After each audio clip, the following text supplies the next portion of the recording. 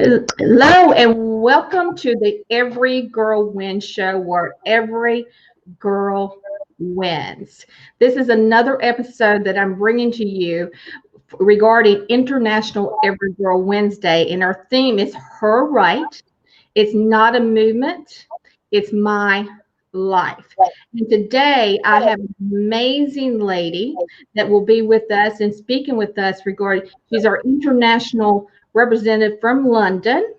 She is absolutely incredible. Not only will she be speaking about her own country, but she just came from Liberia. So she'll be talking about the women and the females there also.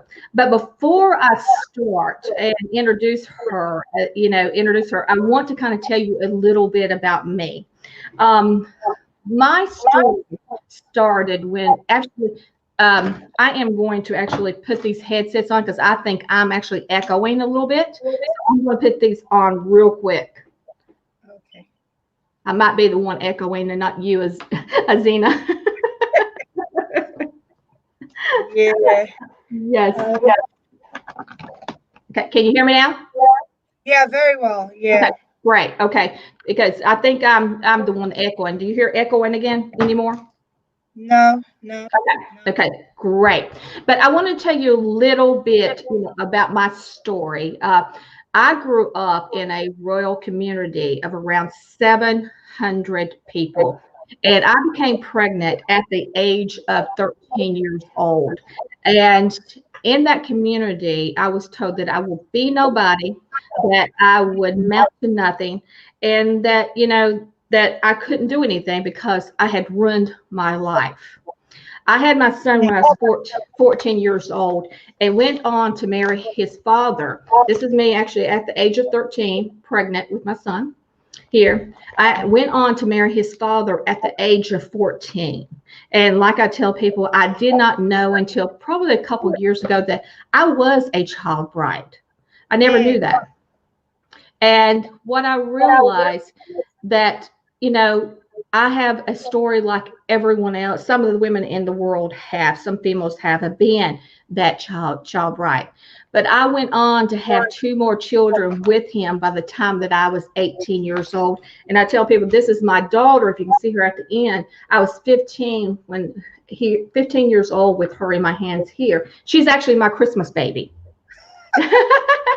she's my Christmas, she's my Christmas baby. And then that's my first son that I gave birth to, when I was 13 years old. But I went on to have two more children with him by the time that I was 18 years old. And in between that time, I was domestically abused, emotionally, physically abused. And the night that I left him, I was literally on death doors. And when I walked out that night, I left with no education. The highest education that I had was seventh grade. I had no transportation, and I didn't know where. I had no money. I didn't know where I was going to go. We didn't even have any clothes because he had tore up the clothes that day. All of our clothes that day, he had tore those up. But you know what, ladies? I survived. And you know what I know? That if you're going through something right now, whether or not you're at that age of 13 and up, you will also survive. And what it takes is that burning desire inside of you to know that no matter what it is in life and whatever it is in life that you want, you've got to have that burning desire, and you will do it with that burning desire to create the life that you deserve. And the other thing, ladies, what I want to tell you, and it's something that I never done because I was so ashamed to admit what had happened to me, is reaching out. There's so many women out here in this world that can mentor you. And we have an ear. We may not have the finances to help you, but we do have the knowledge, and we do have an ear, and we do have resources that we can give you to be able to help and support you in the way that you need to be supported.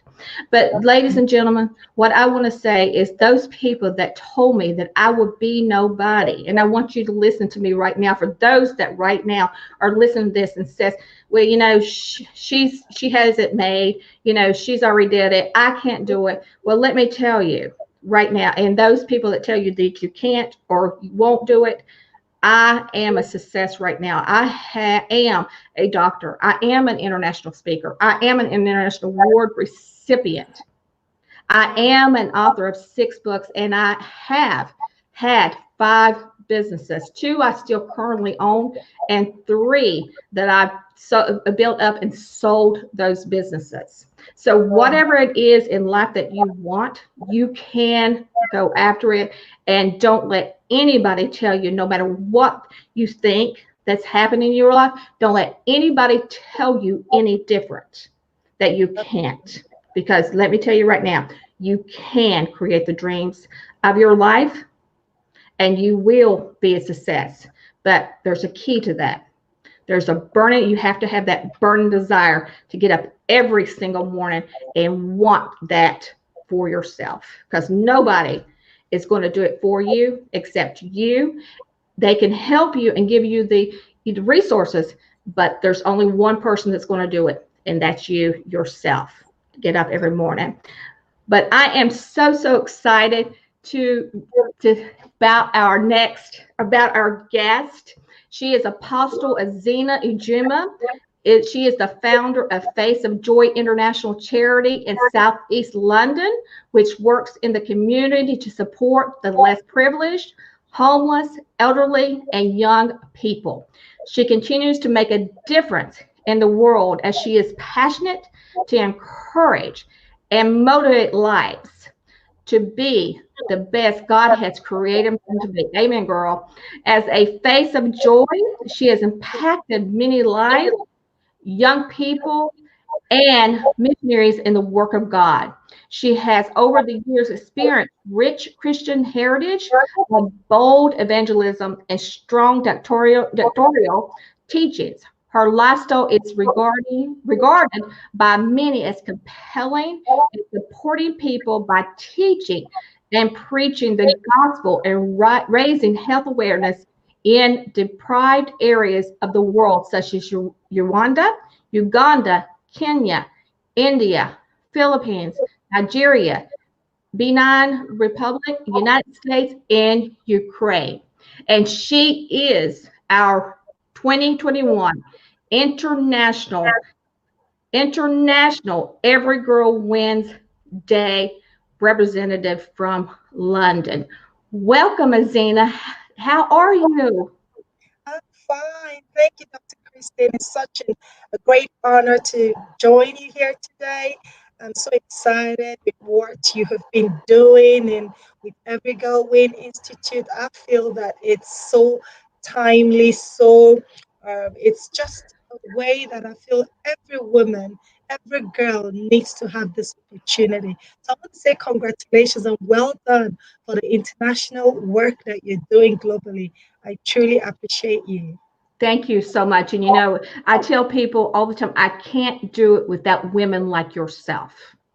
It takes a village. We can have ideas and we can have movies, and just like myself, what I have been through is the reason I do what I do. But it takes a village, and it takes women like yourself to take that stand, as we are on International Every Girl Wednesday, to make it a better world for the females. And for those that don't know about International Every Girl Wednesday, what we stand for on that day, and it is March the 13th, and it's I tell people it's my granddaughter's birthday, and that's the reason I chose that day. um, but we stand for education literacy. We stand for economic literacy. We stand for healthcare literacy, and we stand for entrepreneurship literacy, to assure that every female in this world has the right information in their hand to be able to, survive in this world and create the life that she truly deserves. And one thing that I know, Xena, is it starts with education. If we can educate, the females of the world, then, the economic part for them and the healthcare part, and entrepreneurship will be, a bit of a breeze for them. So, Xena, what the first question that I want to ask you is, why did you agree to become a representative of International Every Girl Wednesday? Um, First of all, I'm a woman. Secondly, I've seen the level of disparity between women and their level of women who lack support, which is something I experienced in the early days of trying to set up my charity. I wish I had mentors. I was looking around for women, for people to mentor me. So I had to go through the hard route. I had to go searching, and I thank God for those who gave me that opportunity and supported me to be where I am today. And that's why I believe that for every girl, you need a mentor. You need somebody to say, Mhm. "I believe in you." Because before I started my charity, I started it 3 times. Because every time I looked at the vision, it looked too big, and that it wasn't for me. And I closed my book, closed my encounters, and I dropped it. But it would always come up again. I pick it up. I started my first website, closed it up again. I said, "No, it can't be me.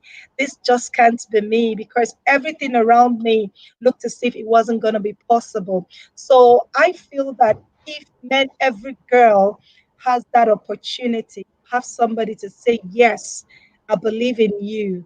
I want to be that person." So when you reached out to me, I was like, let's get it going, because that's why I'm created. I'm created to raise up women, to let them know that you're not inferior, you're everything God has created you to be, and you can be anything you decide to be. And your story, honestly, is so touching, from where you are to where you're now. And that's the dream of every young girl, to become somebody. And that's actually what attracted me to this institute. Thank you. And, you and I became Facebook friends. I'm not sure how. And but I believe God connected us together in that way on Facebook for me to reach out for you to be the representative, for International Every Girl Wednesday. Otherwise, I'm not sure how we would have met. But God willing, that's how He did it for us. Connected. It connected in that way. Yeah, absolutely. And I believe that this pandemic has been a blessing in spite of everything, because Yes. it's drawing people to see people for who they really are. We've all been living a very busy life. In the past, now be full of activities, full of traveling different nations, but it's giving us time to look around. Who's next door? Who's my friend on social media? What are they all about? What is it about them? And I believe that this is just the right moment for us to come Mhm. together. And I'm really thankful to you for reaching out, because that's something women lack a lot. Like, Mhm.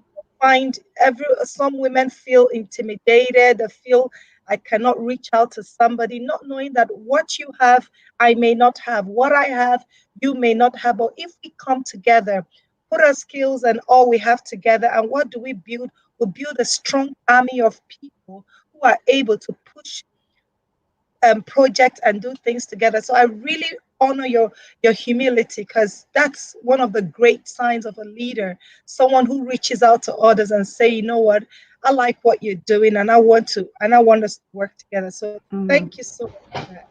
No, thank you so much, and thank you again. So we're going to go into our second question, Zena, is what is the reality for equity education for females in your country?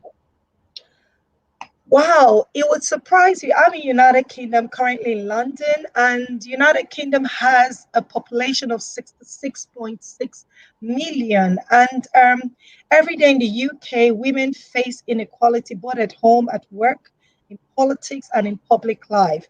And it's quite shocking, despite the fact that there is so much that is Mm, going on. And when it comes to education, although women make up about 51% of the population, Women, some of them are educated, but they are only 29% of MPs and 25% of judges and 24% of 100 directors in the FTSC. So what does that let us know?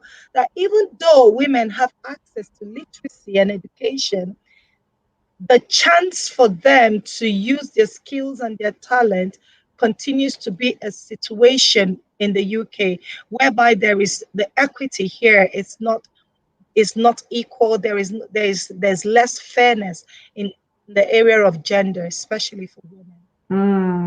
Goodness.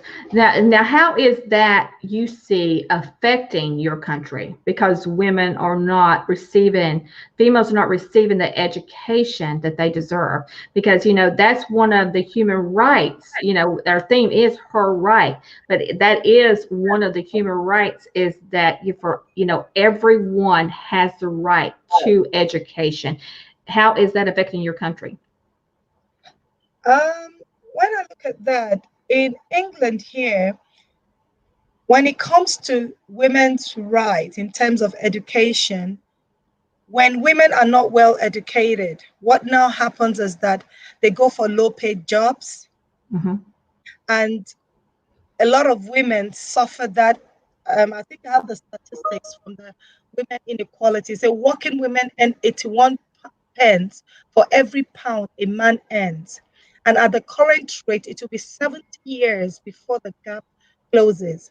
Wow. So we see that women still occupy low paid jobs. Three-quarters of the people who have done minimum wage jobs in the last 10 years are women.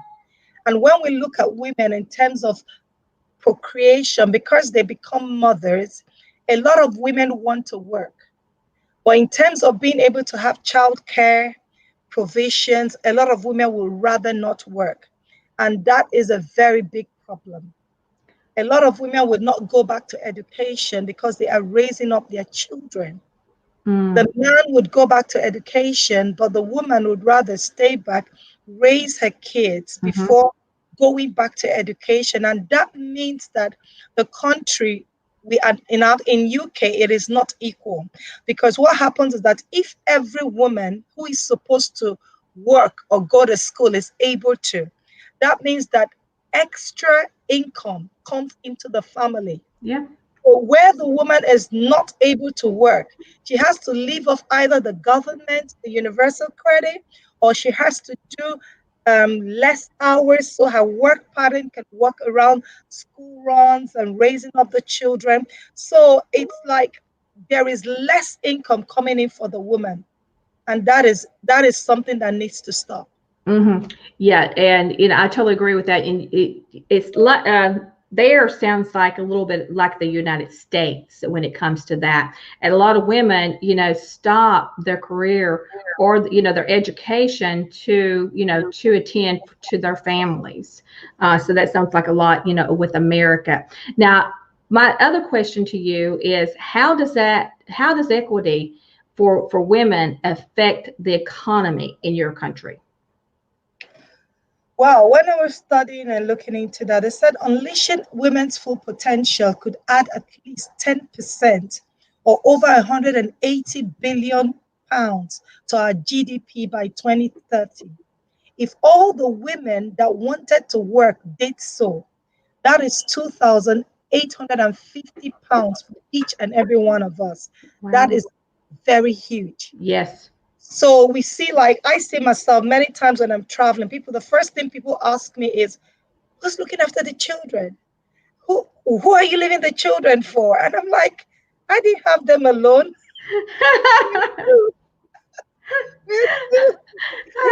I Like, it's like, and sometimes people see you as a woman. These are some of the stereotypes you see as a mhm. woman.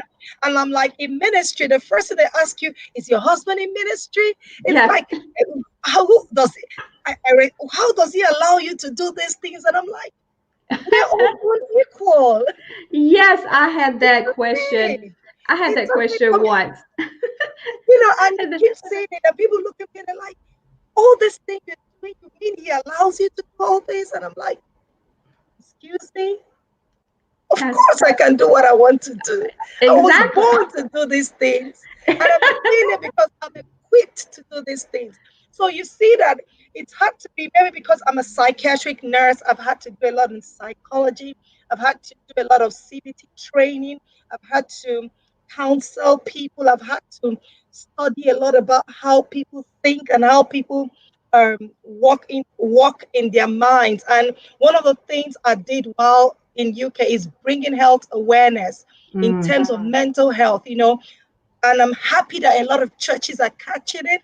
A lot of people are getting a hold on it because people used to look at mental health as something that, because it's not a physical problem, but it's a very major problem. So when, just like as we're talking about finances, as a woman, childbearing, looking after the children, if the society is in a way, sometimes the society sets up the woman to fail. mm-hmm. Society sets up the woman can have a well good agenda, but if the society enables the woman to be handicapped, there are many women who have dreams, they have ideas, Mm-hmm. but they are stuck. And I believe that is the worst thing that can happen to a human being. It's like you're being put in a bottle. You want to go out, you want to do things, you want to Mm-hmm. explore the world. Like when I just came back from Liberia. You see, while people were panicking for me, I was like a fish that's been let out in the ocean. I was like, oh, thank God, I'm out of this lockdown. I was excited to go. I'm like, oh my God. And I was at the airport and I looked around, I couldn't buy nothing. I was like, wow, at least let me go. And I believe that a lot of women have that flight thing about them. They want to be free, they want to do things for themselves. And the society needs to be kind to the woman, Yes. because a woman supported is a nation raised. Oh, A yes. woman that is happy is raising up a happy and, and a very stable family. So until the society realizes that when a woman is able to fulfill her potential, you have a healthy nation, a community. Yes. Absolutely. And I have to go back to when you were saying they were asking you, where's your kids? That happened to me one time. And the gentleman in the audience wanted to know where my husband was and why there was so many women speakers and where our husbands were. Why did they allow us to be traveling, especially, without them and things like that. So I understand that. I have to chuckle when you told me that because I had that experience also. Yeah, With absolutely. so that Absolutely. my next question, Xena, is: are the women in your country receiving the right literacy for their health care? Yeah, I would say in United Kingdom, as a nurse, those um, those facilities are there. The awareness is there. What it's now about, are you able? Because like unlike in United States, in UK we have the NHS, which is free at the point of illness, whereby Mhm. there's free access to healthcare, irrespective of your pay, your job, whether you're working or you're not. We have the NHS that supports everyone. So people have that access. But the challenge we have is, how is the education and the awareness of what is available Mhm. being made accessible to people? Because it's all nice and well saying that there's campaign, okay, for you to go and have a smear test to find out whatever that is going on, getting to the GP. But how are we looking at it in terms of culture? Because England is a multicultural place. Some people, how do they look at going to the hospital? How do they look at talking about some of the problems they have to experience, like rape, like the stigma attached to sexual diseases. Like I remember sometimes I have to deal with some women who are being infected by their husbands, Mhm. through infidelity, and then they having to deal with multiple sexual diseases and having to deal with the stigma that is attached to it.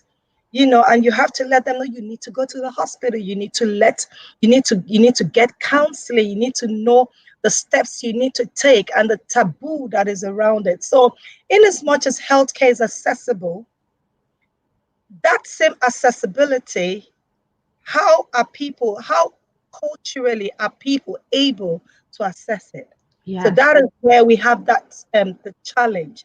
Like, I remember for myself, charity, there was a time I had this campaign for free blood pressure checks, especially for men, because a lot of men were having high blood pressure, dying, and I had to start going to the pubs. I had to start going to where they go to drink.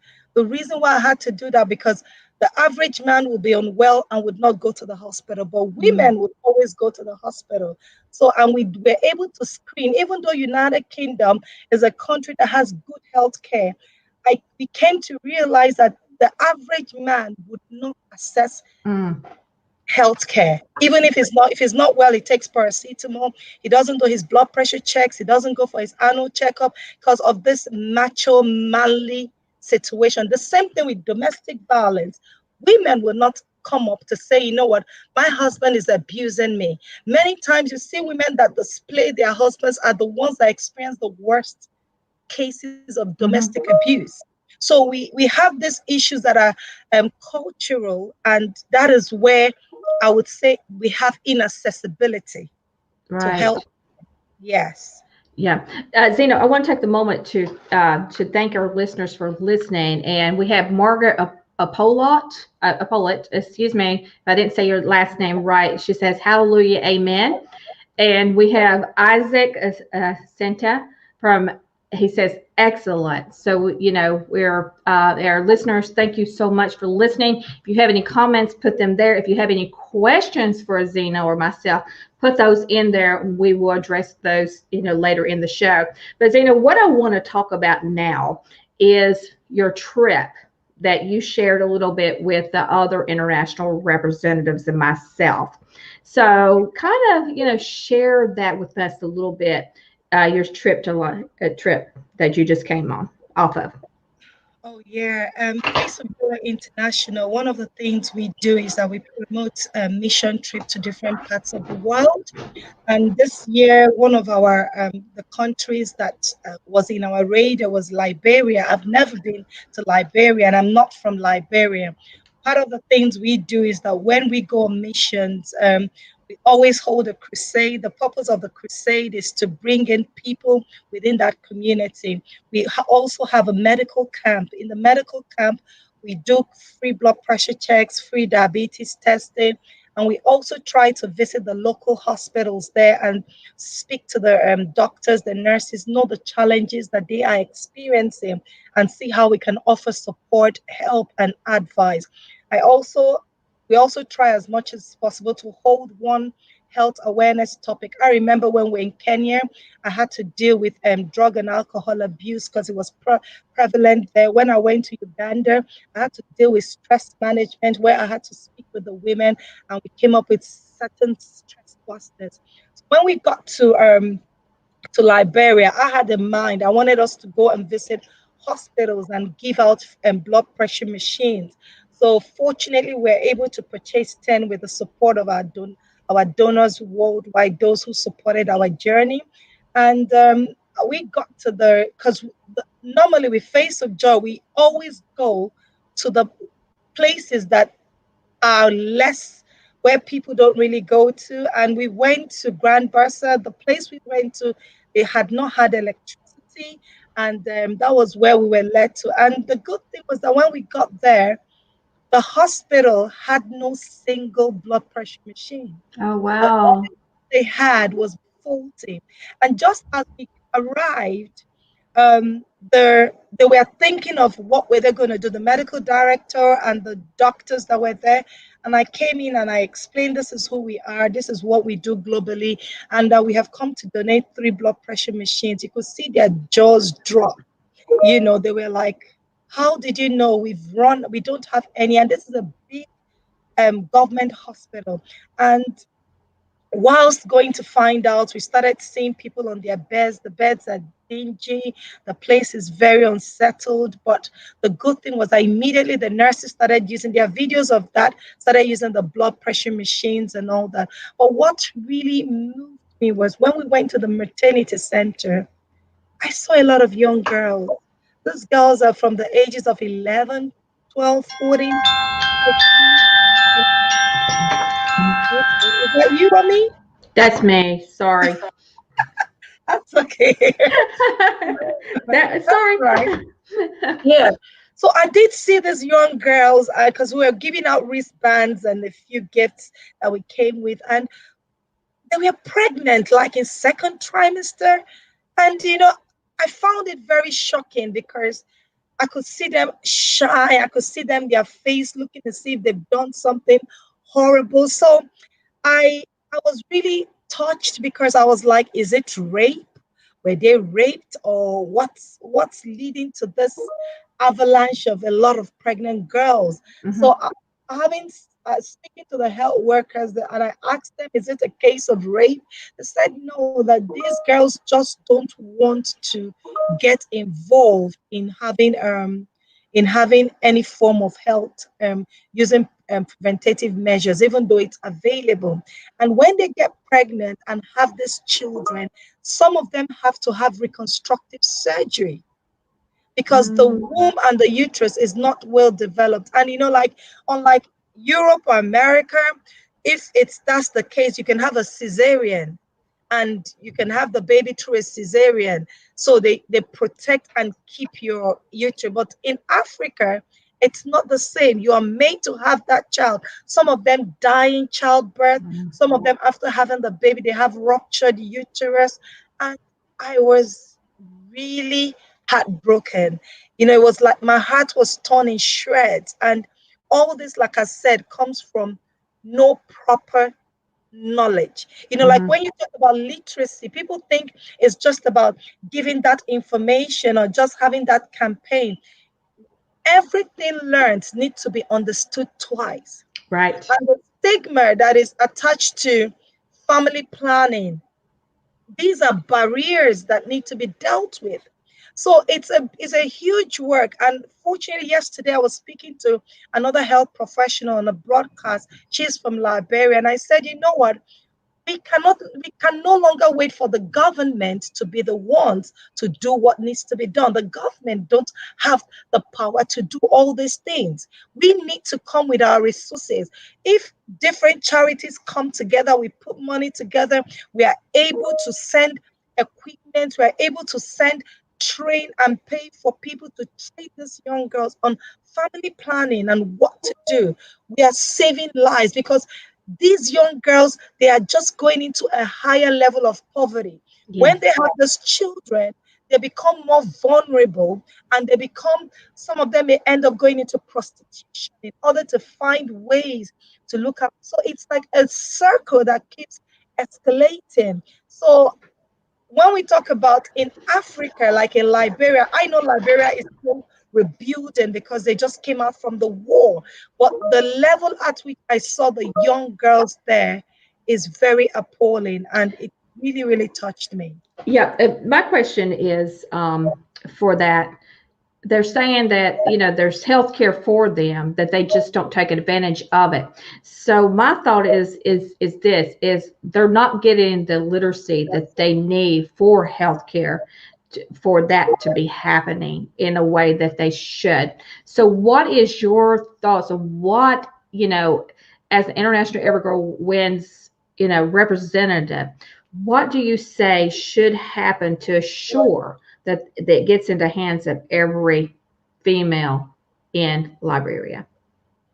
First of all, I feel that more campaign needs to be done, and it needs to be, more of rural health, because I see that maybe in the town and the places where there is light, these things are being accessible. But in the villages, in the rural area, they need to employ more people who can go out and actually show and teach people how to actually use this family planning, and also deal with things like the stigma and the taboo associated with having to take contraception, IUDs, and all that, you know. So Hmm. these are things that we need, that Liberia needs urgently, because what's happening at the level of teenage and teenage pregnancy is off the chains. It's completely off the chains.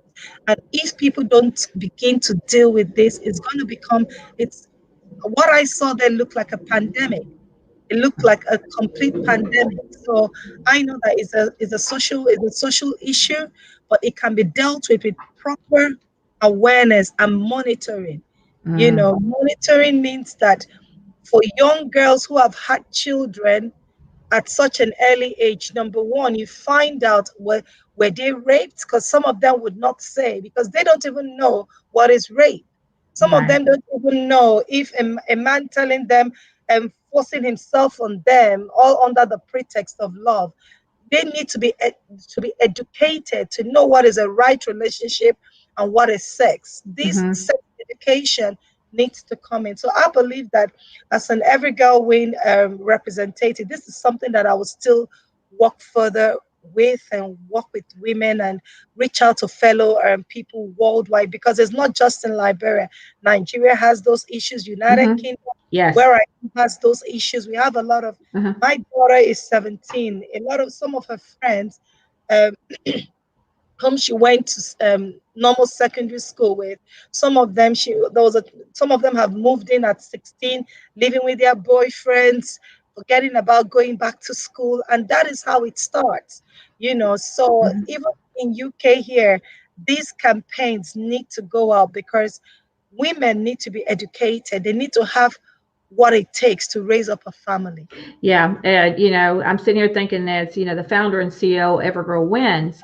Um, I think you and I and the other representatives can do more of assuring and putting a healthcare campaign together.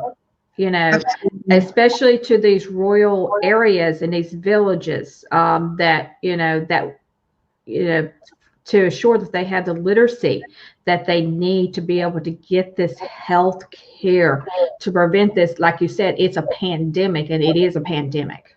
Absolutely. And it's not that they've ruined their lives, they just don't know how to go in another direction, because they don't have the right education and the literacy in order to move forward right now.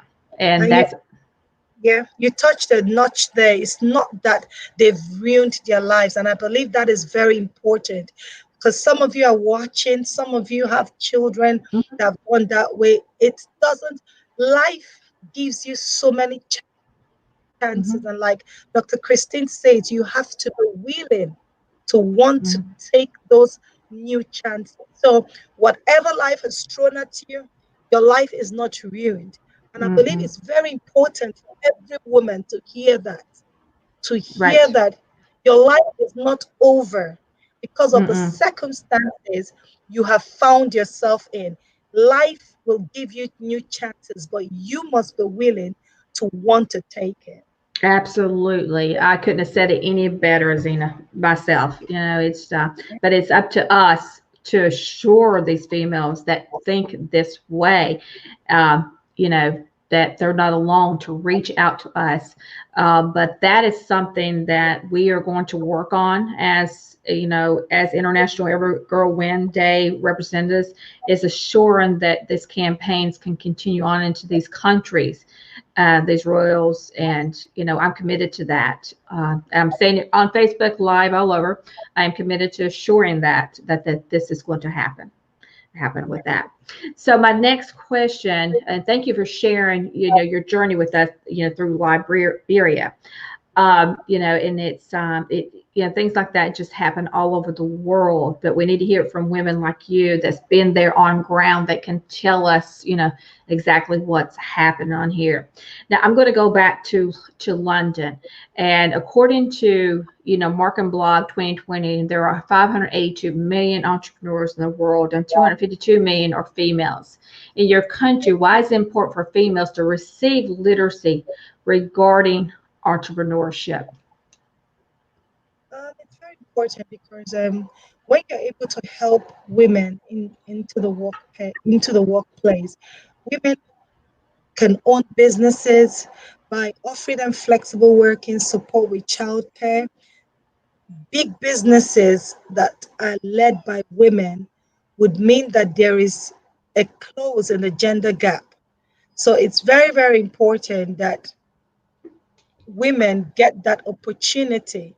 Like we see in many boardrooms, it's always more of the men and one or two women there. That those kind of disparity needs to close. And I think there's something I saw in the Women and Equality website. It says that a big business is already leading the way with its recognition that greater diversity at the top of organization improves the working environment, boosts productivity, and creates efficiency, saving and improving brand reputation. So it would be good to boost women's spending power across the wider community. Mhm. How do we do that? By educating women to own businesses, Right. by supporting women to become entrepreneurs and be able to support women owned businesses. Yes, absolutely, and I totally agree with that. It's supporting women-owned businesses. It's very key, and getting the right literacy in their hands of how to create that business. And like I've always said, it doesn't have to be creating a business of huge corporation. It could be as simple as knitting, afghans, or anything like that, sewing or gardening or anything like that. So it could be absolutely anything. Well, Zena, one more question before we end. If you could change one thing right now for the females in your country, what would it be and why?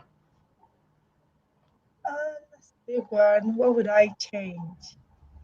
I think the first thing I would like to, what I would really, really want to change is I want the nation to be genderless, whereby you're not seen based on your gender, you're seen based on your qualities. Mm, If your quality of who you are and what you are becomes the mainstay of what people do. That's what I want to see. I want to walk in for an interview. Somebody's not looking at that woman as, oh, she's going to have children, she's going to take maternity leave. And that is something I want to see change.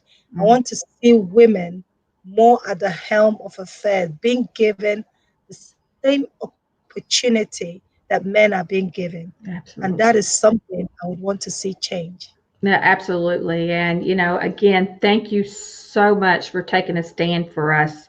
And, without you and all the other women, the representatives, and even other women that's not even our representatives, taking a Yeah. stand, to assure the young females, like, in Liberia, that they have the right literacy for education and economics and healthcare and entrepreneurship, to assure that they have that, because there may be some countries that are listening right now that has great health insurance, and that's not happening in their country, but it may have to do with economics or entrepreneurship. So it's, Mm. different countries have different needs when it comes to literacy, but we have to assure every female in this world has those four components of literacy in order to succeed in life. And also mentors like ourselves to assure females, especially the younger girls that you saw in Liberia, to know that they have not run their life, that they are, here for a reason, that they can create the life they deserve and want, not just for themselves, but for their baby, you True. know, and like I stated earlier, it takes one thing, the desire to get up every morning and want and do it for yourself, because nobody else is going to do it. They can help you with the resources, but it's Mhm. up to you to get up and do it every day. So again, thank you, Azina. Is there any last questions before we leave? I just want to say thank you. And I want to speak to every woman, every girl that is watching. I want you to know that you're special, you're important. Whatever life throws at you, whatever curved balls that you have thrown at you, you can make something good out of it. Each and every one of us have a story of what tried to stop us, what tried to tell us that you can't be who you are created to be. Each and every one of us have a story of the roadblocks and all the mountains and the hills we had to climb over. Well, here we are standing, and I want you to know that as a UK representative, I'm accessible. My number is here. My email is here. You can reach out to me. You can speak to me. We are here for mentorship. We're here to support. We're here to see your dreams become a reality. And that is the greatest joy one can reach out to anyone, is to see you come from nothing and become everything you have created to be. So one thing I'm telling every girl that is listening to me is that the best of your life is ahead of you, and Yes. greatness is in you, and greatness lies ahead of you. So focus, rise up, dust off every shame, every embarrassment, every guilt. Put up your jacket and your coat of many colors and strive for the best. Thank you. Absolutely. I love that. Thank you so much, Xena. And I want to speak to the audience today. We also have a proclamation that we are having signed, and we have a goal for 2023 is to have 2,500 proclamations signed by that day. And proclamations are who we stand for and why we stand for that day for Every Girl Wins Institute. So if you go to my website, and I'll put that up here in just a second. If you go to my website, which is everygirlwins.com, that again is everygirlwins.com. Go there, click on International Every Girl Wednesday.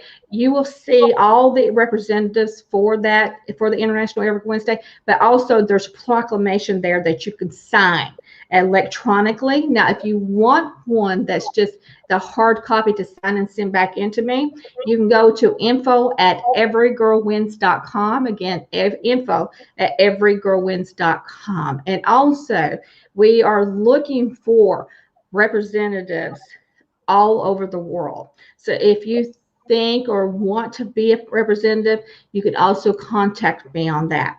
If you are in the UK and you just want to put on an event for that day for Every Girl Wins, because we already have a representative for that country, email me and I will connect you with a Xena on how to put on an event for that day. And for that day, what we do is we stand again for females of the world, for education literacy, economic literacy, healthcare literacy, and entrepreneurship literacy. And we stand on that day through lectures and talks, and also I tell people, just send a letter of love, or just pick up the phone and say, hey, I just want to tell you how amazing you are. That sometimes that's all we need to hear.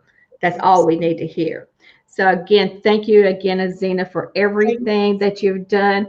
And I look forward to amazing 2021 with you. It's already you. been amazing.